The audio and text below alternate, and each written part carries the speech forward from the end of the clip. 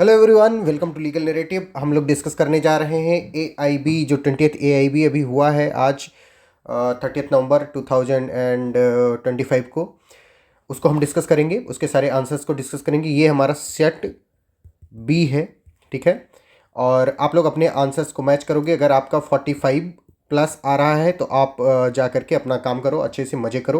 अगर उससे कम आ रहा है तो नेक्स्ट टाइम जब फॉर्म आएगा तो फॉर्म फिल कर देना। अगर उस लेकिन देखो, ये 45 तो आना ही चाहिए आपको, लेकिन अगर आपका 55 के आसपास आ रहा है तो आप अपने आप को सेफ मानना है, क्योंकि कई बार होता है कि AIB के क्वेश्चंस को डिलीट वगैरह भी कर दिया जाता है, क्योंकि कई कंफ्यूजिंग क्वेश्चन भी होते हैं। इस बार का पेपर जो था वो थोड़ा मॉडरेट था, मॉडरेट, क्योंकि वो एप्लीकेशन बेस्ड क्वेश्चन आए हुए थे। वो उतने ईजी नहीं थे जितना मतलब हर साल हुआ करता था, ठीक है। तो इस चीज़ को मद्देनजर रखते हुए हम इन सारे पेपर्स को सॉल्व करेंगे। ये सेट बी है, जैसे मैंने आपको पहले ही बता दिया है। ये अभी हमारे एक स्टूडेंट ने भेजा हुआ है, ठीक है। मैं कृपा शंकर पांडे हूँ। अगर आप APO वगैरह बैच ज्वाइन करना चाहते हैं तो आप 9984848968 पर व्हाट्सएप करके आप बैच ज्वाइन कर सकते हैं। APO का बैच, बिहार APO का 1699 में है। कंप्लीट प्रीलिम्स का बैच, जिसमें GK GS से लगा करके सब कुछ पढ़ाया जाएगा। अगर आपको UP का ज्वाइन करना है सिर्फ, तो 1500 का है, ठीक है। अगर आपको नेट JRF का बैच ज्वाइन करना है, कंप्लीट लॉ पेपर और पेपर 1, तो 2500 का है, ठीक है। सब कुछ एकदम crystal clear. Life time validity है, इन सब की लाइफ टाइम वैलिडिटी है, ठीक है। ये बात याद रखना। नोट्स दिए जाएंगे, रिकॉर्डेड लेक्चर्स भी दिए जाएंगे, लाइव लेक्चर तो चलते ही हैं। आपको 24/7 मेंटोरशिप सपोर्ट वगैरह भी दी जाएगी, ठीक है। ये मेरा नंबर है 9984848968, कृपा शंकर पांडे। इस पर आप कॉल कर सकते हो, मैसेज कर सकते हो, जो भी मन करे वो कर सकते हो। क्वेश्चन पर हम लोग अब अपने आ जाते हैं, जल्दी जल्दी सॉल्व करते हैं। हम आपका ज़्यादा टाइम नहीं लेंगे, हम मुश्किल से 20-30 मिनट में पूरा पेपर सॉल्व करके आपको घर भेज देंगे। पहला क्वेश्चन है, given below are two statement, one labeled as assertion and the other labeled as reason. Assertion है any person having an interest in a newspaper declared forfeited, ठीक है, may apply to the high court to set aside the declaration within 2 months. This is correct thing, ठीक है, of its publication in the official gazette, ठीक है। The special bench of high court to hear such application must always, देखो always आ गया, ये answer गलत हो गया, मतलब ये गलत हो गया। must 3 judges regardless of the strength of that high court, ठीक है। तो जो क्या कहते हैं, एक आप लोगों ने नाम सुना होगा, press and regulation of books act 1867, ठीक है। वो बताता है कि अगर कोई व्यक्ति अग्रीव्ड है, ठीक है, जिसका फोरफीट हो गया है, तो कहाँ पे अप्लाई कर, मतलब एप्लीकेशन फाइल कर सकता है, हाई कोर्ट में फाइल कर सकता है विदिन 2 मंथ्स। तो पहला स्टेटमेंट करेक्ट है, लेकिन दूसरा स्टेटमेंट में ऑलवेज कह रहा है, ऑलवेज कंसिस्ट ऑफ 3, तो ऐसा कंपोजिशन की कोई जरूरत नहीं है, तो ये फॉल्स हो गया, यानी option C is the correct answer. Question number 1 का option C is the correct answer, ठीक है। Next question is read the following statement with choose the correct option. Under the Bharatiya Sakshya Adhiniyam 2023, admissions are generally relevant and may be proved against the person making them, but can not ordinarily be proved by or on behalf of that person, ठीक है। ये बात ठीक है, ठीक है। Next is, an admission can still be proved on behalf of the person making it if it relates to the existence of a state of mind, body, made or at the time of one's condition exist and it's supported by the conduct showing the truthfulness। ये बात भी ठीक है, यानी दोनों statement true हैं, दोनों statement true हैं। हमने आपको APO वाली बैच के में जब BNS पढ़ाया हुआ, सॉरी BSA पढ़ाया हुआ है, उसमें हमने आपको ये सारी चीज़ें इन टोटो समझाई हुई हैं, अगर आपको बात याद हो तो, ठीक है। नहीं याद होगा तो आप क्या करोगे, जा करके फिर से उन सारी चीज़ों को रिवाइज करोगे, okay. Next question is, which of the following which type of allowance qualifies for deduction under section 16 class 2 of the income tax act 1861। Income tax act वगैरह हमने कभी पढ़ाया नहीं है, ठीक है, तो लेकिन फिर भी इसमें कि कौन सा क्वालिफाई, तो entertainment allowance granted by the two the government. जब जो गवर्नमेंट को किया जाता है, मतलब मैंने इसका सर्च किया उस पर, तो जो इसका आंसर मिला वो है B option, entertainment allowance granted to the government employees. Government employees को जो एंटरटेनमेंट अलाउंस दिया जाता है 50,000 रुपये तक का, सॉरी 5,000 रुपये तक का, 5,000 रुपये तक का, उस पर क्या मिल जाता है इनको, वो इनकम टैक्स फ्री होते हैं, डिडक्शन के लिए वो मतलब वो होते हैं, एलिजिबल होते हैं। Next question is, read the given statement and choose the correct option. Statement 1 is under the Negotiable Instrument Act 1881, a negotiable instrument made, drawn, accepted or transferred without consideration creates no obligation of payment between the parties to the transaction. And statement number 2 is according to the same act, if the consideration for which a negotiable instrument was issued fails in part, the holder is in immediate relation is entitled to recover only the proportionate amount corresponding to the consideration actually received. तो statement बाबू इसमें statement जो 1 है वो correct है, statement 1 correct, लेकिन statement 2 false है. क्यों false है? क्योंकि जो पार्शियल फेलियर ऑफ कंसिडरेशन होता है does not proportionately reduces liability. ठीक है, ऐसा कुछ कोई प्रोविजन नहीं है कि उसकी लायबिलिटी को प्रोपोर्शनेटली रिड्यूस डाउन कर देगा. ये बात ठीक है, लेकिन स्टेटमेंट नंबर 1 सही है क्योंकि ये section 43 of negotiable instrument act talks about this statement. Okay, section 43. तो चौथा का ऑप्शन बी सही है. ठीक है, और तीसरा का ऑप्शन बी सही है, दूसरे का ऑप्शन डी सही है और पहले का ऑप्शन सी सही है. ये बात लगा मार्क कर लिया सबने. नेक्स्ट क्वेश्चन है क्वेश्चन नंबर 5. स्टेटमेंट है under the environment protection act 1986 when an offense is committed by a company, every person who was directly in charge of and responsible to the company at the time of the offense as well as the company itself is deemed guilty. However, a person may escape liability if he proves that the offense was committed without his knowledge or that he exercised due diligence to prevent it.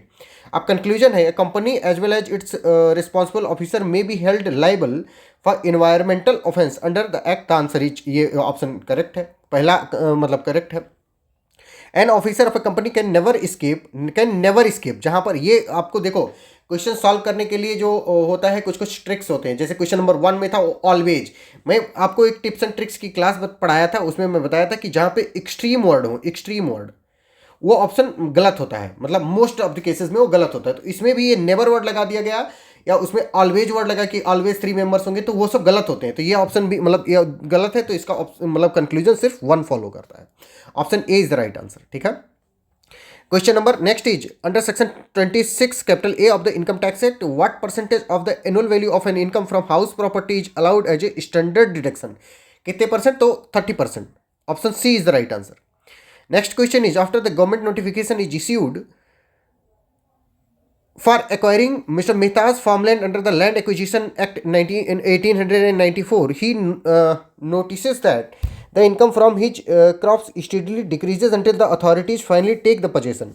He approaches the court claiming compensation for his reduction in profit according to the act. What type of loss is compensable in such a case? अब ये जो है मतलब कि किस तरह की profit को इसको कंपनसेट किया जाना चाहिए था. ठीक है, तो जो बोनाफाइड डिमिन्यूशन होता है, मतलब कोई अगर बोनाफाइड उसका मतलब बोनाफाइड मतलब गुड फेथ में कोई चीज़ की गई है और उसमें उसका डिमिनिश हो जा रहा है, तो option D is the right answer. Bonafide diminution of profit due to acquisition process. Acquisition process में अगर उसके कुछ हो गया होता, दिक्कत हो गई होती, उसमें उसको कंपनसेशन मिलता है. बात ठीक है, तो D is the right answer.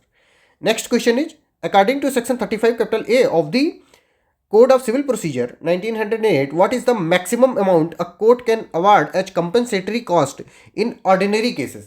Ordinary cases में compensatory cost 3000 रुपीज़ का तक का लगाया जा सकता है. Section 35 capital A. ठीक है, सेक्शन 35 कैपिटल ए 3000. आप लोग एक बार चेक कर लेना, मतलब अगर वो हो, मुझे 3000 याद आ रहा है. Next question is according to the Indian contract act 1872 when is the communication of acceptance completes against the proposer. Proposer के अगेंस्ट वो कब कंप्लीट हो जाता है? When it is dispatched beyond the control of the acceptor. Option B is the right answer. When it is dispatch, जैसे ही मान लो कि तुम एक एक्सेप्टर हो, तुमने जैसे ही उस एक्सेप्टेंस को पोस्ट ऑफिस में रखा, अब तुम इसको निकाल नहीं सकते, जैसे ही तुम्हारे आउट ऑफ कंट्रोल हो गया वैसे ही प्रपोजर को उसने बाउंड कर दिया. तो option B is the correct answer. Next question is Rahul rents a shop in city for running his retail business. Later, the landlord decides to terminate lease. Since the lease is for purpose other than the agriculture to or manufacturing, and there is no such contract between the parties, the landlord wonders how many days notice he must legally give under. तो transfer of property act में मतलब अगर वो agricultural और वो land नहीं है, manufacturing land नहीं है, तो 15 दिन की आपको नोटिस देनी होती है, 15 डेज नोटिस, 15 डेज नोटिस। कौन से ऑप्शन में? Option B is the right answer, 15 days notice. ठीक है। Next question is according to the negotiable instrument act 1881 what is the maximum sentence of imprisonment a magistrate may pass in summary trial under section 143। 143 में वो कितने दिन तक का imprisonment का file कर सकता है? तो 1 ईयर इम्प्रिजनमेंट, 1 ईयर इम्प्रिजनमेंट। ठीक है, 1 year imprisonment. Option C is the right answer, option C is the right answer. ठीक है। सेक्शन अगर आप लोग देखोगे समरी ट्रायल सेक्शन उसमें प्रोवाइड किया गया था सीआरपीसी में, और इसको अपने इसमें 292 से लगा करके आगे बताया गया है अपने बीएनएसएस में भी। ठीक, समरी ट्रायल। ठीक है, नहीं सॉरी, समरी ट्रायल उसमें नहीं है, भूल गया, उसमें वो है प्ली बार्गेनिंग है। नेक्स्ट क्वेश्चन इज इन, लेकिन इसका ऑप्शन सी सही होगा। In the following question statement is followed by two conclusion 1 and 2 statement as per section 157 of the Companies Act 2013 every company must within 15 days of receive of intimation under section 156 furnish the director identification number of all its director registrar with prescribed fees failure to comply attract penalties. अब आपको बताना है कि इसमें से कौन सा conclusion सही, मतलब कौन सा कंक्लूजन सही है। तो अगर हम सेक्शन 157 की बात करें कंपनीज एक्ट की, तो उसमें if a company fails to furnish DIN it can be penalised. Answer is correct, penalise उसको मतलब क्योंकि वो एक इरेगुलरिटी हो जाएगी, एक रॉन्ग हो जाएगा, तो उसको पिनलाइज किया जा सकता है। ये बात ठीक है, ये बात ठीक है, समझ में आ गई सबको। लेकिन जो कंक्लूजन 2 है वो फॉलो नहीं करता कि every officer of the company in default is so liable for penalty. Every officer को क्यों पेनल्टी दोगे? ठीक है, इसमें भी देखो ये एक्सट्रीम वर्ड है, एवरी, ऑलवेज, ये पकड़ने वाली बात होती है। पेपर ऐसे सॉल्व किया जाता है। हमने टिप्स एंड ट्रिक्स की, जाओ सर्च करो, उसमें मिलेगा आपको लीगल नैरेटिव। कृपाशंकर पांडे ने पढ़ा रखा है टिप्स एंड ट्रिक्स की क्लास में, पेपर को कैसे सॉल्व किया जाता है। बात ठीक है। तो इसका ऑप्शन कौन सा सही हो जाएगा? Option A is the right answer, option A is the right answer. Next question is read the following statement related to the Information Technology Act 2000 and choose the correct option. Statement 1 is the Information Technology Act 2000 a digital signature certificate may be suspended by the certifying authority on the request of the subscriber and authorized representative if it is considered necessary in the public interest. अब बात आती है कि क्या ये statement correct है? तो answer is yes, पहला स्टेटमेंट करेक्ट। दूसरा पढ़ते हैं, भैया पब्लिक इंटरेस्ट में तुम कोई भी चीज़ कर सकते हो, ये बात याद रखना। पब्लिक इंटरेस्ट में इवन किसी के लाइफ लिबर्टी को भी तुम खत्म कर सकते हो अगर वो पब्लिक इंटरेस्ट की बात है। नेक्स्ट क्वेश्चन इज जहां पर कभी भी पब्लिक इंटरेस्ट की बात आए कि पब्लिक इंटरेस्ट में काम किया जा सकता है कि नहीं किया, तो किया जा सकता है, कोई भी काम पब्लिक इंटरेस्ट में किया जा सकता है। Next question is next statement is under the same act the digital signature certificate can remain suspended indefinitely without providing the subscriber and opportunity. भैया इनडेफिनेटली नहीं होगा, अपॉर्चुनिटी क्यों नहीं प्रोवाइड करोगे? अपॉर्चुनिटी क्यों नहीं प्रोवाइड करोगे? इलॉजिकल बात कर रहे हो तुम। तो सेक्शन मतलब क्वेश्चन नंबर 13 का ऑप्शन कौन सा सही हो जाएगा? Only statement 1 is true, only statement 1 is true, B option. ठीक है। नेक्स्ट क्वेश्चन इज बोलते बोलते मुंह दर्द हो जाता है, कोई बात नहीं। According to the child and adolescent labour prohibition and regulation in 1986 the appropriate government credit 15 the child adolescent 5 adolescent whom the fine amount is employer deposit the amount is fund is deposited in the bank the interest is shown adolescent conclusion is the child or adolescent is entitled not only to the credit amount but also the interest accrued on it। बात ठीक है। the government is not required to deposit any money other than what is collected as fines from the employer। ना ना ना ना ना, उसमें government भी डिपॉजिट करती है। कभी भी देखो, कभी भी वेमेन के, कभी भी चाइल्ड के बेनिफिट मतलब रेगुलर उसके वेलफेयर की बात की जाएगी, तो उसमें कंट्रीब्यूशन एक तो मतलब उधर से एम्प्लॉय, जैसे EPF में होता है ना कि प्रोविडेंट फंड में कि तुम मतलब एम्प्लॉय भी देता है, उधर गवर्नमेंट भी देती है, तो दोनों होगा। तो यानी कंक्लूजन हाँ, तो इसमें मतलब गवर्नमेंट को रिक्वायर नहीं है, गवर्नमेंट को देने की जरूरत नहीं पड़ेगी, गवर्नमेंट को देने की जरूरत नहीं पड़ेगी। जो फाइन कलेक्ट किया जाएगा सिर्फ वही होगा। ठीक है। तो ऑप्शन कौन सा सही हो जाएगा इसका? क्वेश्चन नंबर 14 का, क्वेश्चन नंबर 14 का सी सही हो जाएगा, C. Both conclusion 1 and 2 is true. ठीक है। गवर्नमेंट नहीं रिक्वायर्ड होती है इस वाले में, गवर्नमेंट नहीं रिक्वायर्ड होती है। Next question is given below are two statement, one labeled as assertion and another is labeled as reason. Assertion is the भारतीय न्याय संहिता prescribe the death penalty for certain form of gang rape. ठीक है. The purpose of this provision is to make all sexual offenses non bailable. ये कौन सी बात होती है, मतलब non bailable और इससे और डेथ पेनल्टी से क्या लेना देना, ऐसा कुछ नहीं है. तो यानी ए गलत हो गया, आर गलत हो गया, तो कौन से वाले में सही होगा, ऑप्शन कौन सा सही हो जाएगा, ए इज ट्रू है क्योंकि पहला तो सही है, तो C is the right answer. Next question is given below are two statements, one labeled as assertion and the other labeled as reason. Assertion है the भारतीय Nagarik Suraksha Sanhita 2023 if proclaimed person appears within the time specified in the proclamation the court shall release the attached property. ठीक है, release करेगी कि नहीं करेगी, तो release करेगी. Next is the attachment of property under the Bharatiya नागरिक, तो ये पहला वाला सही होगा. Bharatiya Nagarik Suraksha is intended to compel the appearance of the proclaimed offender before the court and not the permanently deprive him. बिल्कुल ठीक बात है, वो सिर्फ उनको कंपेल, जैसे समन इश्यू किया गया, तुम नहीं आए, तुम्हारे खिलाफ वारंट इश्यू किया जाएगा क्योंकि warrant is more coercive than summon. अब वारंट पे भी तुम नहीं आए, तो वारंट के बाद में क्या बचता है, तुम्हारे खिलाफ प्रोक्लेमेशन किया जाएगा. प्रोक्लेमेशनों पे भी नहीं आओगे तो तुम्हारा प्रॉपर्टी अटैच कर लिया जाएगा. ये होता है प्रोसेस टू कंपेल अपीयरेंस. ये बात ठीक है. तो इसमें से ये जो दोनों स्टेटमेंट हैं, ये दोनों के दोनों क्या है, सही हैं. Option A is the right answer. ठीक है, और करेक्ट एक्सप्लेनेशन भी कर रहा है, करेक्ट एक्सप्लेनेशन भी कर रहा है. ठीक है, option A is the right answer. Next question is read the statement and choose the correct option. A dispute arises between two companies regarding the enforcement of their arbitration clause. Examine the following statement and arbitration agreement. Statement 1 is an arbitration agreement must be in writing. Answer मतलब ये बात ठीक है कि वो हमेशा जो arbitration agreement होना चाहिए वो writing में होना चाहिए. ठीक है, and it can be contained in the contract exchange of letter till. हाँ बिल्कुल, वो writing में है कुल मिला के बस. Statement 2 is an arbitration agreement may be implied solely from the conduct of the parties. ये क्या लिखा, within the written record, ये पता नहीं क्या लिखा हुआ है, ये बात थोड़ा कम समझ में आ रही है. विद एनी रिटन रिकॉर्ड पता नहीं क्या है, जो भी है वो लिखा है. तो इसमें क्या कहते हैं, स्टेटमेंट 1 ही सिर्फ करेक्ट होगा. ठीक है, स्टेटमेंट 1 करेक्ट है, स्टेटमेंट 2 करेक्ट नहीं है. स्टेटमेंट 2 करेक्ट नहीं है, यानी option A is the right answer. Option A is the right answer. ठीक है, एन आर्बिट्रेशन एग्रीमेंट में भी इम्प्लाइड सोलली फ्रॉम कंडक्ट नहीं भैया. आर्बिट्रेशन एग्रीमेंट को रिटन फॉर्म में एकदम एक्सप्रेसली होना चाहिए, उसको कभी भी इम्प्लाइड वो नहीं करते हो तुम. ठीक है, विदाउट ये शायद लिखा होगा, यहां पे विदाउट लिखा होगा. Question number 18 is in the following question a statement is followed by two conclusion 1 and 2. According to the Advocates Act 1961, when the terms of a state bar council expires without an election, the Bar Council of India shall constitute a special committee constituting of the ex officio members of the State Bar Council as chairman and 2 nominated members.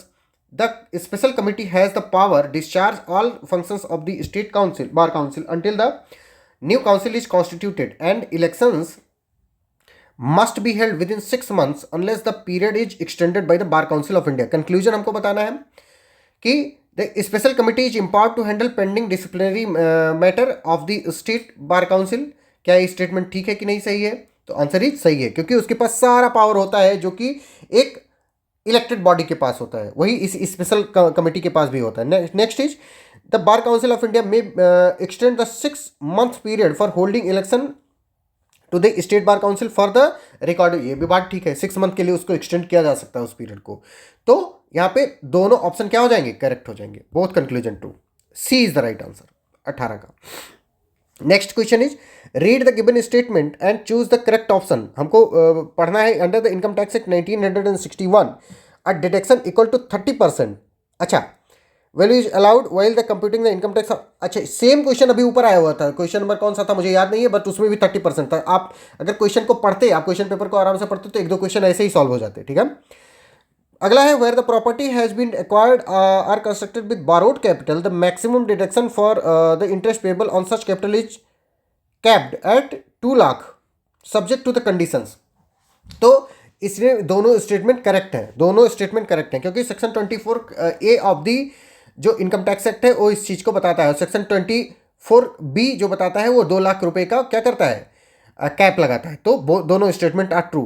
Both statement are true. ये बात ठीक है, समझ में आ गई सबको। Next question is under given below are two statements under the Hindu Succession Act 1900 daughter is joint governed by Mitachara become the co-person of birth own right just like her son। ये बात ठीक है। the provision grants daughter the same right liability and disability co-person, ये बात भी ठीक है। तो दोनों सही है, option A is the right answer. अच्छा, अब इस क्वेश्चन में ये बात नहीं लिखी हुई कि जो अमेंडमेंट 2005 का वो उसके पहले की बात कर रहा है कि बाद की। तो अगर ये बात एकदम नहीं लिखी हुई कि पहले की बात कर रहा है तो हम क्या मान करके चलेंगे कि बाद की ही बात कर रहा है। तो ऑप्शन ए की, क्योंकि son is equal to daughter, ये बात ठीक है। After the Hindu succession amendment act 2005। Next question is as per the Indian contract act 1872 and acceptance must be absolute and unqualified. What is the legal effect if the offeree response to proposal introduces a new term? भैया new term जैसे ही वो करेगा वैसे ही वो क्या हो जाएगा, reciprocal promise हो जाएगा, सॉरी रेसिप्रोकल काउंटर ऑफर हो जाएगा। काउंटर ऑफर मतलब होता है कि वो पहला ऑफर खत्म हो गया, तो किसमें काउंटर ऑफर की बात की, काउंटर या proposal, option C is the right answer. ठीक है, ओरिजिनल ऑफर खत्म हो जाता है जैसे ही मैंने मान लो तुमको ऑफर दिया, ठीक है, मैंने तुमको मान लो प्रपोज किया, तो मान लो तुम एक लड़की हो, ठीक है, गर्ल। अब मैं एक लड़का हूं, मेरा नाम तो कृपा शंकर पांडे है, ठीक है। मैंने तुमको प्रपोज किया, ठीक है, कि मेरी बीवी बनोगी, मेरी गर्लफ्रेंड बनोगी, मतलब जो कुछ भी, ठीक है। तुमने कहा नहीं नहीं नहीं नहीं हम फ्रेंड हो सकते हैं। जैसे ही तुमने फ्रेंड किया तो ऐसे ही पहला वाला ऑफर क्या हो गया, खत्म हो गया। ये बात ठीक है। अब ये इसको एकदम डे नो, एकदम नया ऑफर माना जाएगा। ये बात ठीक है, समझ आ गई। तो जैसे ही ऑफर दूसरा ऑफर वो काउंटर ऑफर करेगा वैसे ही पहला ऑफर खत्म हो जाएगा। तो option C is the right answer.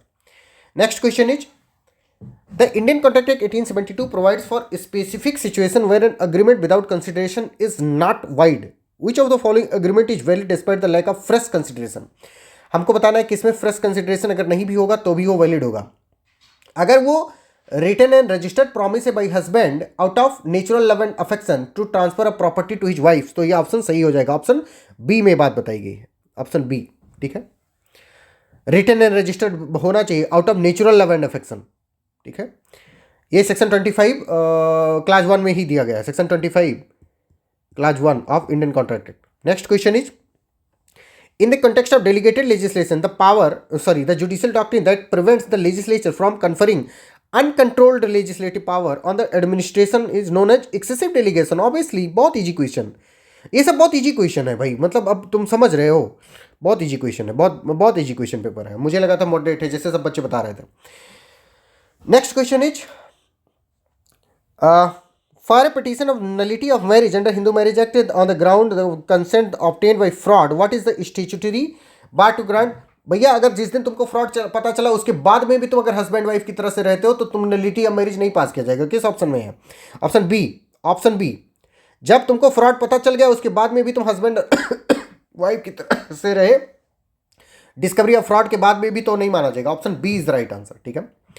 Next question is in the absence of agreement between the parties, the arbitration proceeding are set to be commenced under section 21 of the Arbitration and Conciliation Act। कब ये commence माना जाएगा? On the date the request for the reference is received by the respondent। C is the right answer. C is the right answer. On the date the request for the reference is received by the, उस दिन उसको commence मान लीजिएगा। C is the right answer. Next question is which of the following public interest litigation expanded article 21 of the Indian Constitution includes right to enjoyment of pollution free water and air। Pollution free water and air, तो ये Subhash Kumar versus state of Bihar case में बताया गया। Subhash Kumar versus state of Bihar case 1991 में बताया गया था, ठीक है। इस केस में एक्सप्लिसिटली हेल्ड किया गया था कि right to pollution free water and air is part of right to life and liberty under article 21 of the constitution. कौन से केस में? Subhash Kumar versus state of Bihar. Next question is which public interest litigation case resulted in the Supreme Court of India laying down the principle of absolute liability. अब सब लोग MC Mehta वाला याद किए रहते, भैया एमसी मेहता का चारों के 100 पूछ लिया गया, लेकिन जो 1987 का एमसी मेहता केस है उसको ओलियम गैस लीक केस भी कहते हैं। कौन सा केस? ये हमने क्वेश्चन पढ़ाया हुआ है, ओलियम गैस लीक केस, ठीक है, ओलियम गैस लीक केस। तो option A is the right answer. Next question is in which Of the following cases, the Supreme Court of India has pointed out that the rule of nemo judex in Kajasua is subject to the doctrine of necessity. एक किस case में कहा गया है बाबू? देखो ये इस question का हमें आंसर पता नहीं है, मतलब एग्जैक्ट नहीं पता है, लेकिन दोनों दो ऑप्शन हो सकते हैं इसके, ऑप्शन ए और ऑप्शन सी दोनों हो सकता है, ठीक है। अब आप लोगों में से अगर लोगों ने जिसने भी ऑप्शन ए या सी दोनों में से मार्क किया हो, आश्वस्त रह सकते हो कि दोनों में से कोई भी जो काउंसिल हो सकती है दोनों सही मान सकती है, दोनों में से कोई सा भी सही मान सकती है, ठीक है। साहनी मिल्क वाला भी हो सकता है और मोहपात्रा भी वाला भी हो सकता है, ठीक है। Next question is as per section 11 of the code of civil procedure 1908 for res judicata to be applicable as a ये क्या लिखा हुआ है, सूट द फॉर्मल सूट को क्या होना चाहिए? ऑप्शन डी में जो लिखा हुआ है 1 2 3 4 सब होना चाहिए, यानी हैज बीन फाइनली डिसाइडेड होना चाहिए, can only be instituted prior to the subsequent suit, ये भी बात ठीक है। Relates to the same matter directly and substantially, ये मोस्ट इंपॉर्टेंट बात है। रेस जुडिकाटा जब सीपीसी हम आपको अभी बिहार एपीओ बैच में पढ़ाएंगे, बिहार एपीओ बैच सिर्फ 1699 रुपये में है। अगर नहीं ज्वाइन करना चाहो तो एक बात जान लो कि इससे ज़्यादा वैकेंसी कभी नहीं आएगी, जिंदगी में नहीं आएगी। अगर अभी लॉ में तुम एपीओ ओपीओ नहीं बन पाए तो नहीं बन पाओगे, क्योंकि 3-4 साल बाद फिर से आएगी, तब तक बूढ़े हो चुके होगे। अगर आपको बैच ज्वाइन करना है तो 9984848968 पर क्या कर सकते हो, व्हाट्सएप कर सकते हो, हम आपको डिटेल भेज देंगे, आपको हम डेमो क्लास भेज देंगे, आप क्लास वगैरह देखो और उसके बाद में ज्वाइन करो, पहले इस्तेमाल करें फिर विश्वास करें, ठीक है। Next question is question number 30 where the decree is for the payment of money execution by detention in prison shall not be ordered unless after giving the judgment debtor an opportunity of showing cause the court is satisfied that, आपको court किस चीज से satisfied होनी चाहिए उसको, court को? तो पहला है the judgment debtor is likely to abscond or leave the local limit of the jurisdiction. भैया बिल्कुल ठीक बात है कि जब कोर्ट को लगेगा कि ये अगर जजमेंट डेटर जुरिडिक्शन में छोड़ के भाग जाएगा तो क्या करेगा, उसको प्रिजन में बंद करवा देगा। Judgment debtor has before the institution of the suit in which the decree was passed dishonestly transferred, अगर जो जजमेंट डेटर है उसके मान लो खेत था, जमीन वमीन था, घर वर था, उसने क्या किया, डिसऑनेस्टली ट्रांसफर कर दिया किसी दूसरे को, इन ऑर्डर टू कि उसको पे ना करना पड़े, पेमेंट ना देना पड़े, तो इसलिए उसको जेल में डाल दिया जाए कि भैया तुम ट्रांसफर ना कर सको। Decrees for the sum for which the judgment debtor was bound in fiduciary capacity to account, ये बात भी ठीक है, ठीक है। Next is judgment debtor has had since the date of decree the means to pay substantial amount of the decree and neglected to pay, भैया उसके पास पैसा वैसा सब कुछ है, मान लो 50,000 पेमेंट करना था, उनकी 1 लाख रुपए सैलरी है और फिर भी वो पे नहीं कर रहे हैं, तो उनको जूठा जेल में डाल दिया जाएगा। तो ये चारों सही है, किस ऑप्शन में सही है, डी ऑप्शन सही है, ठीक है। Next is as per the code of civil procedure 1908 a decree ex parte can be set aside against a defendant if he satisfy the court that the summon was not duly served, पहला ऑप्शन हो गया। दूसरा है if he satisfied the court was prevented he was prevented by any sufficient cause from appearing when the sufficient cause, बिल्कुल ये बात ठीक है, पहली वाली बात भी ठीक है। if he satisfied the court that there has been irregularity in the service of someone despite the fact the defendant has notice hearing and sufficient time of appear, ये गलत है। without notice being served on the, ये बात भी गलत है। तो कौन सा ऑप्शन सही हो जाएगा, कौन सा ऑप्शन सही हो जाएगा इसमें? पहला और दूसरा सही है, पहला और दूसरा किस में सही बताएगा, ए ऑप्शन सही हो जाएगा, option A is the right answer. Next question is when is a confession made by a person in police custody admissible under the Bharatiya Sakshya अधिनियम, भारतीय साक्ष्य अधिनियम में पुलिस के कस्टडी में रहते हुए करोगे, जब मजिस्ट्रेट के इमीडिएट प्रेजेंस में अगर तुम कन्फेशन करोगे तो वैलिड कन्फेशन होगा, सेक्शन ऑप्शन बी में बताया गया, option B. Next question is which section of Bharatiya Sakshya Adhiniyam 2023 pertains to opinion of expert, opinion of expert से रिलेटेड कौन सा सेक्शन है? तो सेक्शन 46। ओपिनियन ऑफ एक्सपर्ट किस सेक्शन में? सेक्शन 39। इसकी हेडिंग ये है ओपिनियन ऑफ एक्सपर्ट, ठीक है, सेक्शन 39। नेक्स्ट क्वेश्चन इज, एक सेकंड, हाँ 33 हो गया, 34। हाँ, which of the following statement is incorrect as per the भारतीय साक्ष्य अधिनियम, साक्ष्य अधिनियम के अकॉर्डिंग हमको बताना है कि कौन सा इनकरेक्ट है। तो the contract in writing with be delivery of undergo verbally another decision. अच्छा, ये जो क्वेश्चन है ये बेस्ड है exclusion of rule of best evidence, rule of best evidence हमने आपको बीएससी में पढ़ा रखा है, अगर आपको याद हो तो, ठीक है। इसमें हमने आपको बताया हुआ है कि exclusion of oral evidence bye documentary evidence, exclusion of oral evidence bye documentary evidence, हमने अब आपको बात बताई थी। अब आपको बताना है कौन सा इनकरेक्ट है। तो पहला वाले में एडमिसिबल है, अगर आपको इसको पॉज करके पढ़ोगे अच्छे से तो आपको समझ में आएगा कि पहले वाले में ए एडमिसिबल है, लेकिन दूसरे वाले में एडमिसिबल नहीं है। दूसरे वाले में इसलिए एडमिसिबल नहीं है, कह रहा है कि A agrees absolutely in writing to pay B 1000 rupees on 1 March 2023 the fact that at the same time the oral agreement. भैया जब एब्सोल्युटली अग्री कर गए हो तुम, there is no doubt about it, उसके बाद में कह रहा है कि नहीं नहीं नहीं नहीं उस समय पे हम लोग ऐसे एग्री किए थे, तो उसको प्रूव किया जा सकता है? तो नहीं प्रूव किया जा सकता है, गलत बात है, इनकरेक्ट स्टेटमेंट है। Next question is question number 35। As per the Hindu Marriage Act 1955, two persons are said to be within degree of prohibited relationship। कब किसी को डिग्री ऑफ प्रोहिबिटेड रिलेशनशिप में कहोगे? सेक्शन 3G आप Hindu marriage act prohibited relationship के बारे में बताता है 3G। अगर आप लोग जाकर के देखोगे प्रोहिबिटेड रिलेशनशिप में कौन कौन लोग आते हैं, तो इनमें से सब लोग आते हैं, ठीक है। Option D is right answer. तो कुल मिला के अभी तक ये क्वेश्चन जो जिसमें से ये 4-5 स्टेटमेंट वाले आए, उससे हमें क्या पता चला कि उनके सब के all of the above statement सही हैं। ठीक है, I am sorry. Next question is which article of the Constitution of India lays down fundamental duty of every citizen to protect and improve the natural environment? तो article 51 capital H G option सही है। The ground of decree for dissolution of marriage under section 2 of the dissolution of Muslim marriage act 1939 are that, कौन सा ground है Muslim marriage act में dissolution के लिए? Refusing to grant and sorry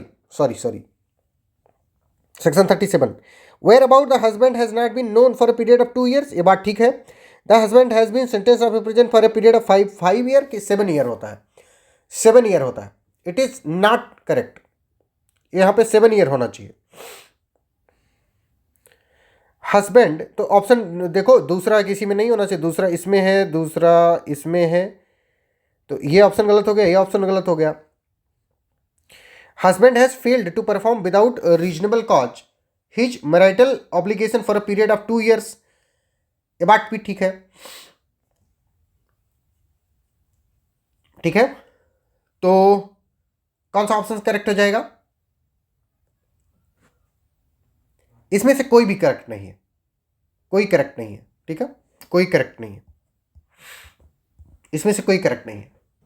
क्यों? क्योंकि वेयर अबाउट 4 साल तक होना चाहिए, 4 साल तक, ये वेयर अबाउट 4 साल तक का होना चाहिए। 4 साल तक अगर होगा तो यानी स्टेटमेंट 1 भी गलत हो गया, स्टेटमेंट 2 पहले से ही गलत था।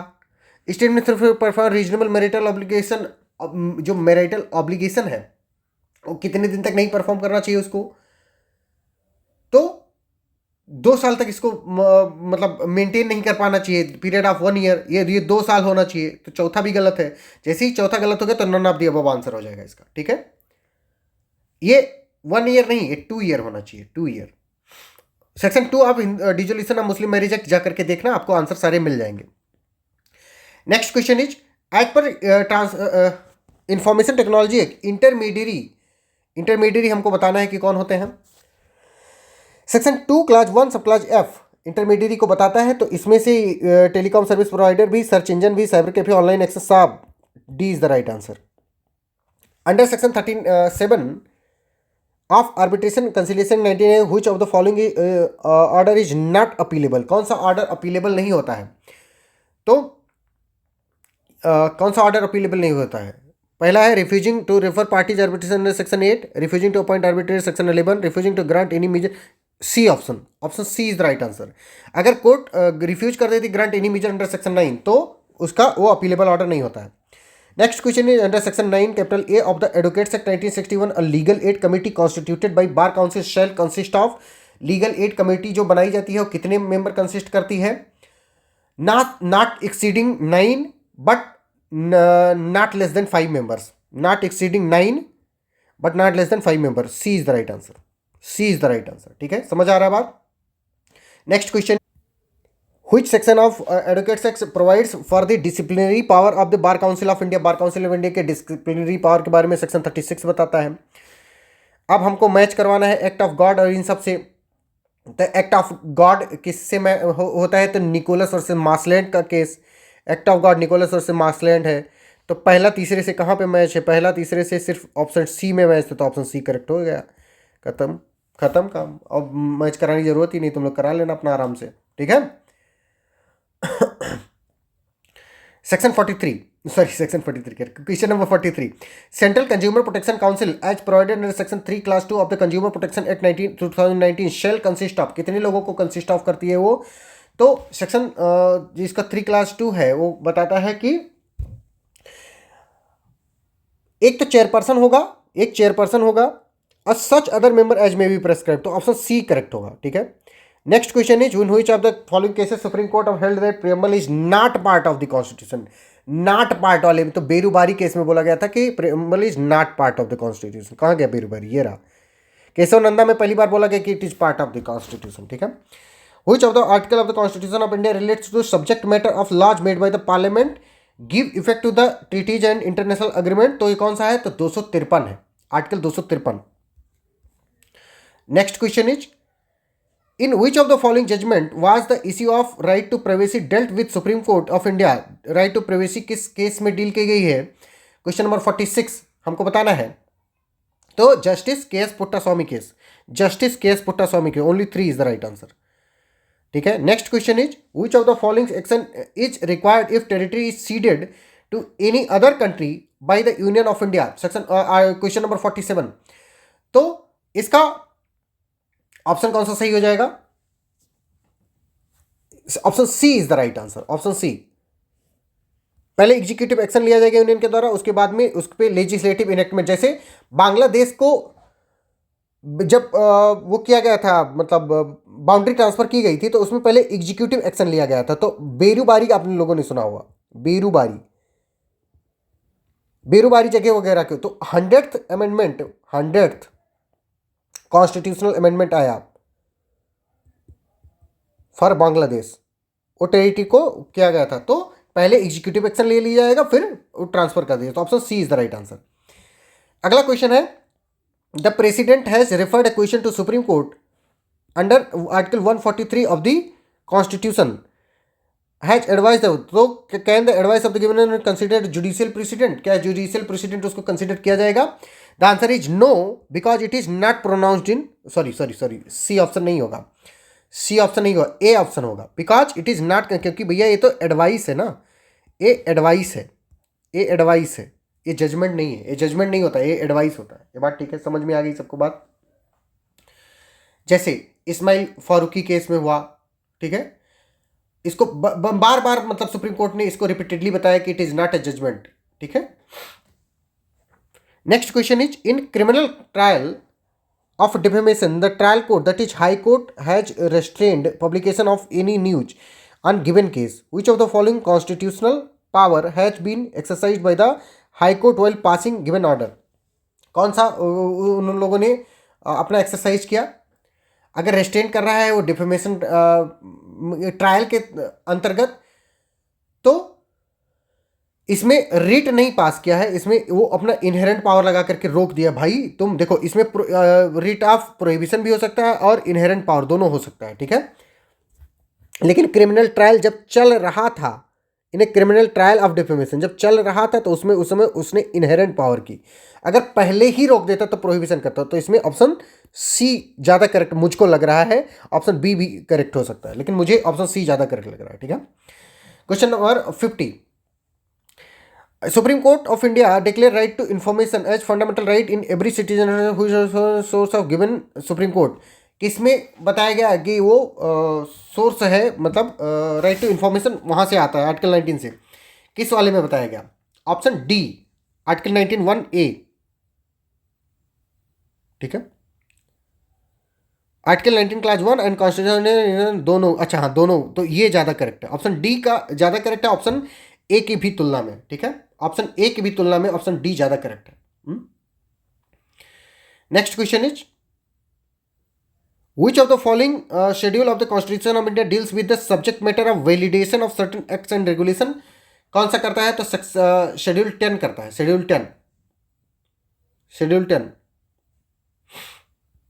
Validation of certain acts and regulation, schedule 10 करता है। 52nd कॉन्स्टिट्यूशनल अमेंडमेंट एक्ट चलाया गया, इसमें एंटी डिफेक्शन लॉ भी इंक्लूडेड है, ठीक है। Next question is consider the following statement, article 32 of the constitution of India, the article is silent about the locus standi about to who may approach the supreme court. The article is silent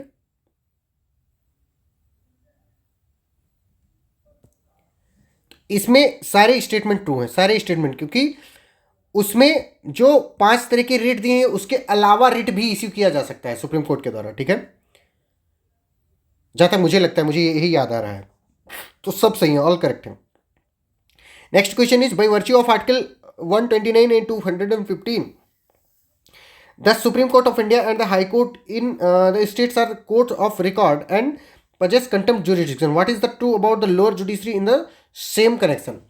lower judiciary के पास में contempt होता है कि नहीं होता है? तो lower judiciary के पास में अपना कंटेम्प्ट का पावर नहीं होता है, वो कंटेम्प्ट के लिए किसी को भी सजा नहीं दे सकती। अगर उनका कंटेम्प्ट होता है तो कौन कर सकता है? कंप्लेन करना पड़ेगा हाई कोर्ट को, हाई कोर्ट में मैटर जाएगा, ठीक है। Option D is the right answer, ठीक है, ऑप्शन डी, क्योंकि लोअर जुडिशरी के पास कंटेम्प्ट इश्यू करने का कोई भी पावर नहीं होता है। कौन करता है? हाई कोर्ट कॉग्निजेंस लेता है, हाई कोर्ट कॉग्निजेंस लेता है, बात ठीक है, D is the right answer. Next question is the Supreme Court in R K Anand versus registrar Delhi High Court held an advocate guilty of misconduct for, guilty misconduct किसके लिए होगा वो? तो interfering in criminal trial by attempting to influence a witness, C option, C option, ठीक है। Next question is match करवाना है हमको लेजिटिमेसी ऑफ द चाइल्ड को किस सेक्शन में? सेक्शन 16 क्लास 4, सेक्शन 16 से मैच कराओ। पहला 4 से मैच कहाँ पे है? पहला 4 से इसमें है। अगला मैच करते हैं पनिशमेंट फॉर बाइगेमी, कहाँ पे दिया हुआ है? सेक्शन 17 में दिया हुआ पनिशमेंट फॉर बाइगेमी, तो ये भी मैच्ड है। फिर जुडिशियल सेपरेशन किस सेक्शन में दिया हुआ है? तो जुडिशियल सेपरेशन सेक्शन 10 में दिया हुआ है, मैच करा लो। तीसरे का पहले में, तीसरे का पहले, थर्ड ऑप्शन सही है, option C is the right answer, ठीक है। Next question is under the Indian contract act what happens if the principal debtor leaves part of the debt unpaid and there are 2 और मोर को sellers? अगर 2 या मोर को sellers होंगे या को श्योरिटीज होंगे तो क्या होगा? तो the co sureties share the unpaid portion in equal contribution, equal contribution में शेयर करेंगे। Option C is the right answer, option C is the right answer, ठीक है। Under the Specific Relief Act 1963, when can a defendant in possession of movable property be compelled to deliver it to the plaintiff? कब उसको compel किया जा सकता है कि वो डिलीवर कर दे प्लेंटिफ को? कब किया जा सकता है? When the property is held as an agent or trustee of the plaintiff. कौन सा ऑप्शन में है? Option A, when the property is held as agent or trustee of the plaintiff, A option. Next question is read the following statement and choose the correct option. हमको पढ़ना है कि under the administrative tribunal act 1985 a joint administrative tribunal for 2 or more states exercise the same jurisdiction, power and authority as an administrative tribunal for those states. Number 2, for the purpose of contempt a tribunal exercise power similar to those of a High Court and references to high court in the contempt of courts act 19 constitute and include such tribunal। हमको बताना है कि कौन से statement इसमें correct है। तो statement 1 correct है, वो स्टेटमेंट 1 करेक्ट है, ठीक है, स्टेटमेंट 1 करेक्ट है। स्टेटमेंट 2 रॉन्ग है, क्योंकि tribunals do not have contempt power like high court, ठीक है, contempt power like high court tribunals के पास नहीं होता। तो ऑप्शन इसका कौन सा सही होगा? Only statement 1 is true। Next question is given below are 2 statement, one labelled as assertion and the other labelled as reason.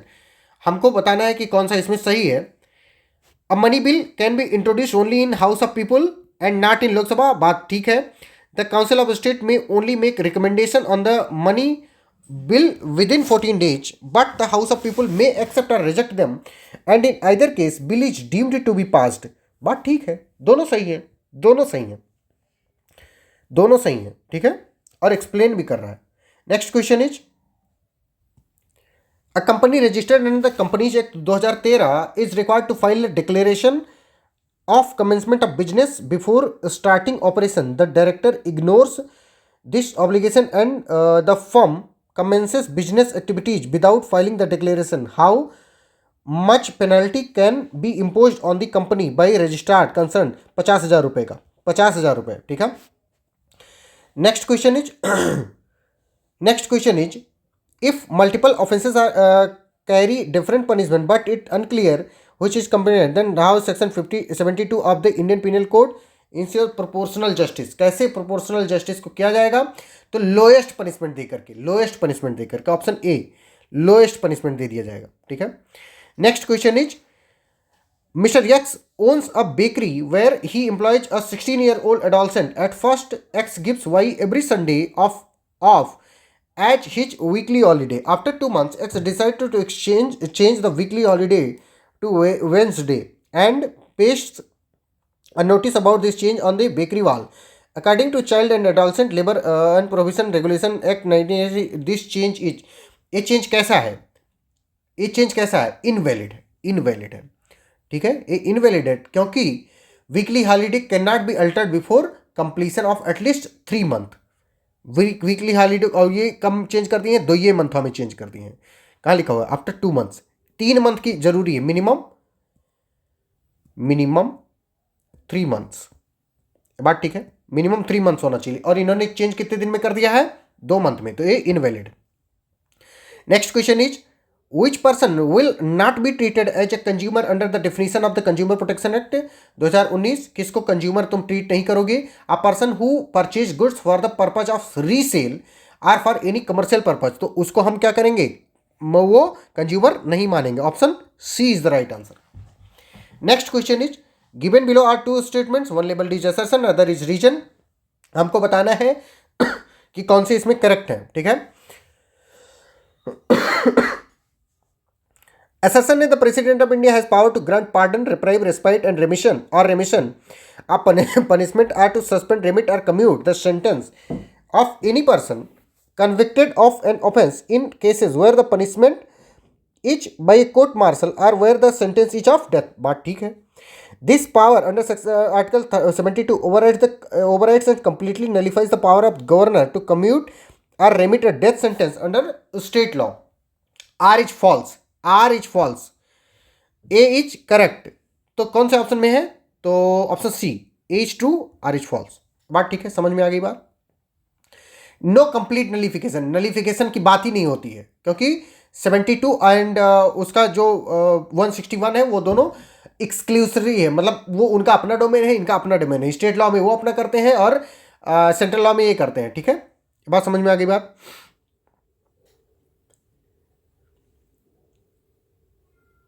Death sentence से रिलेटेड जो चीज़ है वो क्या कहते हैं, ये भाई साहब अपने जो हैं, क्या नाम इनका, आर्टिकल 161 में, ठीक है।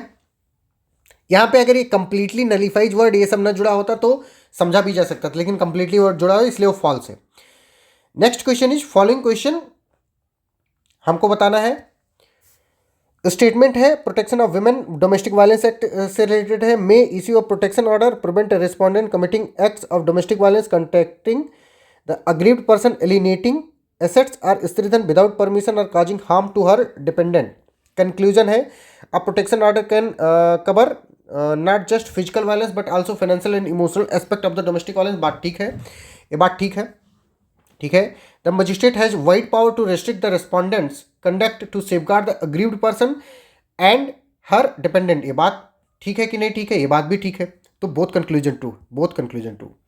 नेक्स्ट है according to motor vehicle act 1988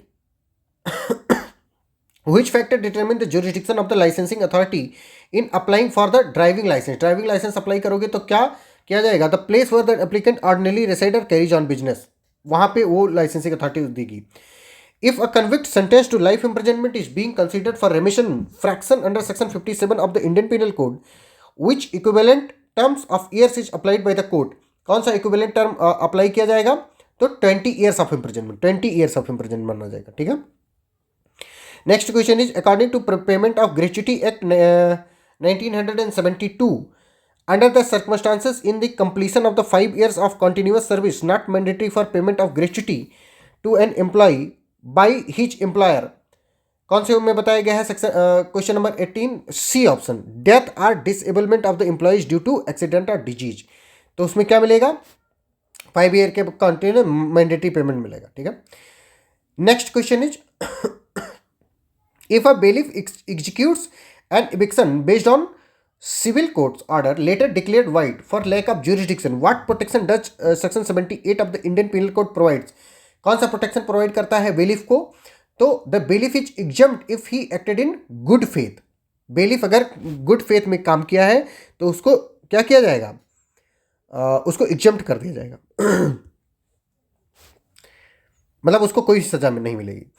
next question is under the Bharatiya Nyaya Sanhita what is the maximum number of consecutive days an offer may be kept in solitary an offender may be kept in solitary confinement, कितने दिन के लिए वो maximum solitary confinement रखा जा सकता है?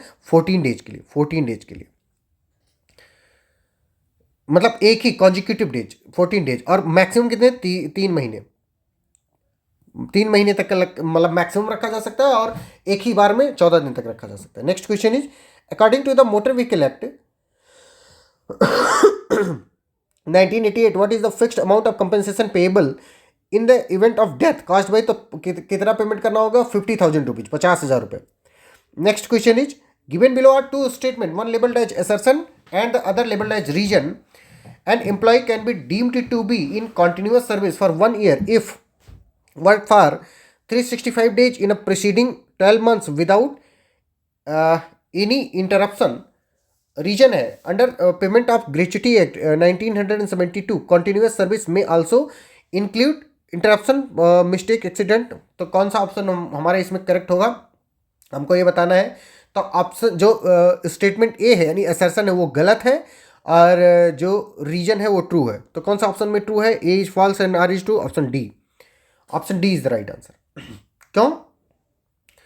क्योंकि जो continuous service have been interrupted by sickness and accident, तो असर्शन फॉल्स हो जाता है। नेक्स्ट क्वेश्चन इज हमको पढ़ना है under the Indian penal code if a person harbours offender और escape custody offence punishable with imprisonment up to 3 years he shall be punished with imprisonment up to 7 years। Both statement 1 and 2 is false. False, दोनों statement false. कहाँ गया? Both statement is false. A is the right answer. ठीक है,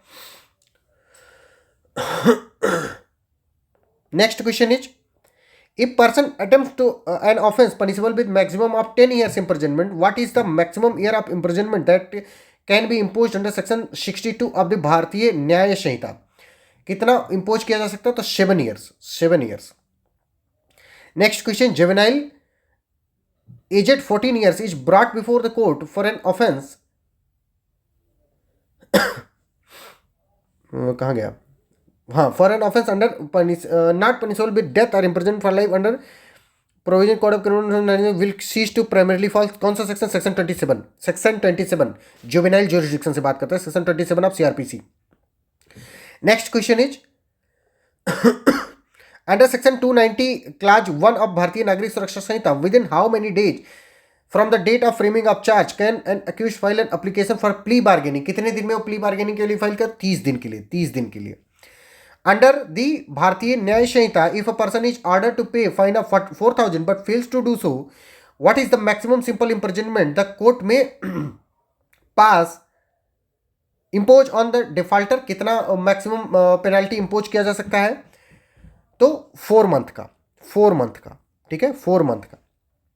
next question is according to section 18 of the Bharatiya Nagarik Suraksha Sanhita 2023 what is the minimum period for practice and educate required to consider eligible for appointment public prosecutor or additional public prosecutor?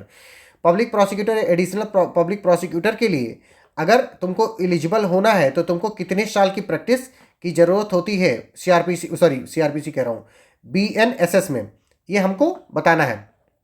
तो 7 साल की जरूरत होती है, 7 साल की। Next question is under the Indian evidence act 1872 when can facts that are otherwise irrelevant be considered relevant, कब उनको माना जा सकता है? तो when they are inconsistent with the fact in issue और relevant fact. Option C is the right answer. Option C is the right answer. Next question is what condition must be satisfied for prior evidence to be relevant under section 33 of the Indian Evidence Act 1872? क्या होना चाहिए?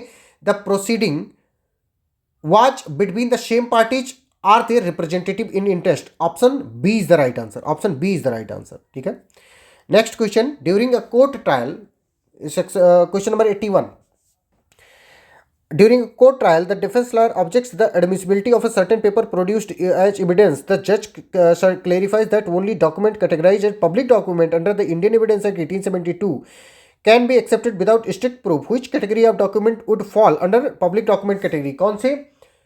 would not fall शायद लिखा हुआ है, would not fall under the public document category। कौन सा public document category में नहीं फॉल करेगा? मतलब फॉल करेगा पूछ रहे तो जुडिशियल और executive act of public officer fall करेगा शायद लिखा हुआ है। सेक्शन अगला क्वेश्चन है, which condition must be satisfied for things said or done by one conspirator to be admissible and other, the Bharatiya Sakshya Adhiniyam 2023। Question number 82, there must be reasonable ground for to believe that conspiracy exist. Option C is the right answer. Option C is the right answer. Next question is, as per section 30 of the Code of Criminal Procedure 1973, if a magistrate sentenced a person to 2 years of imprisonment and a fine, what is the maximum imprisonment he may impose in default of payment of fine? कितना वो in default of payment of fine कर सकता है? 3 महीने का, 3 महीने। ठीक है। Next question is section 84, question 84, as per Constitution of India after 86th Constitutional Amendment Act, which directive principles is modified to ensure early childhood care and protection? तो कौन सा किया गया? आर्टिकल 45। ये भी पहले राइट टू एजुकेशन की बात सबसे पहले ये भी करता था। Next question is, according to the code of civil procedure, who can direct the court that pass the decree to take security when an execution order is challenged in appeal?